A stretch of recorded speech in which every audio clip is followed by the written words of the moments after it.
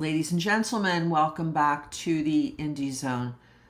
My name is Kathy. There have been quite a few comments. We've received some feedback regarding a rather unusual looking court order that was unsealed yesterday, the 3rd of September 2025, in the first batch of documents that were unsealed by Judge Stephen J. Hippler in Idaho versus Kohberger. And some of the commentary that we've gotten is, why is this handwritten like this? This doesn't look like Judge Hippler's usual orders, which are typically typed out and then he'll sign them. This has handwriting all over it. And I wanted to present this content to you for two purposes. Number one, to give what I believe, I'm speculating, I'm giving an opinion, I'm giving a commentary here why this order has handwriting all over it.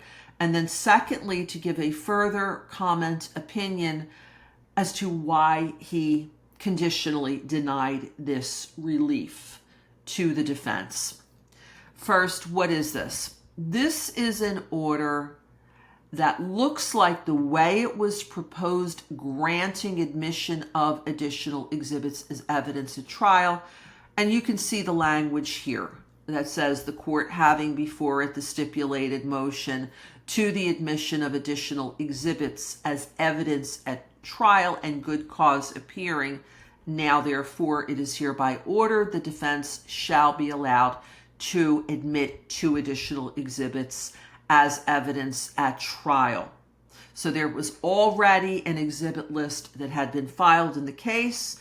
And so what I think happened here is that the defense found some what they probably thought, because why would you introduce something unfavorable into your case, thought that this was favorable information to the defense of Mr. Kohberger, approached the state.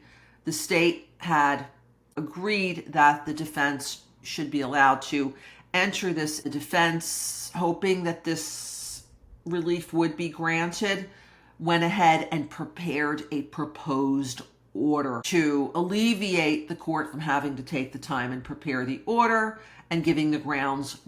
So what has happened is that the court conditionally denied. What is a conditional denial? Granting means a yes. Denying flat out, that's a no. And then conditional denying means a maybe.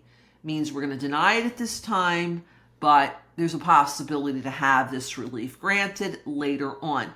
And if we look at the handwriting here, I think that we can get what the court's maybe is based on. So you see there the denied stamp, and then underneath it in looks like Judge Hippler's handwriting.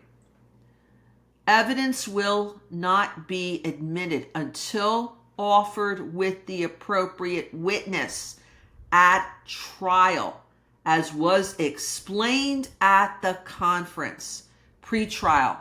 And then I think we see Judge Hippler's initials handwritten at the bottom. So what I think happened here is that the court's referring back to the final pretrial conference of May 15th, 2025, when the court explained that evidence needs to be offered with the appropriate witness. Now, what in the world could this possibly mean? In my opinion, as giving an speculation here, a comment, this was a report from the feds, and it had to do with results, with findings, with conclusions that a lab made to hair samples from not just Mr. Kohberger and the 4 students, but also Murphy.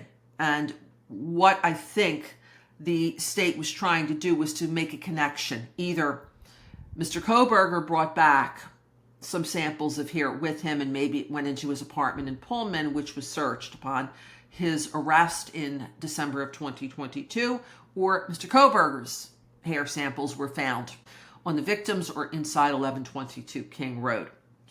That report looks favorable to Mr. Kohberger. It doesn't look as though there's any evidence of that type of a connection via hair, via fibers type sample, whether it's human or Murphy. So what the court's saying here is that this is not a flat out no. He's not going to bar this from coming in, but there needs to be a foundation. An appropriate witness needs to be on the stand, and the foundation would need to be set by the defense. For example, did you prepare a report relative to this case? Did you prepare this report? Is this your work product? Is it prepared on January 2023? Is that your signature there? If there's no objections from the other side, irrelevancy that the judge would have to handle, then the judge would likely admit it into evidence at trial. At that time, there needs to be a foundation, as I think what the court's saying here, the appropriate witness at trial. So that is what, at least based on my opinion, and I'm speculating here, I don't have any further facts than what's here and what I heard at the final pretrial conference that was held in May of 2025. If you have any comments, any thoughts, any opinions, please leave them here. Until next time, this is Kathy. Thank you very much for joining us here today.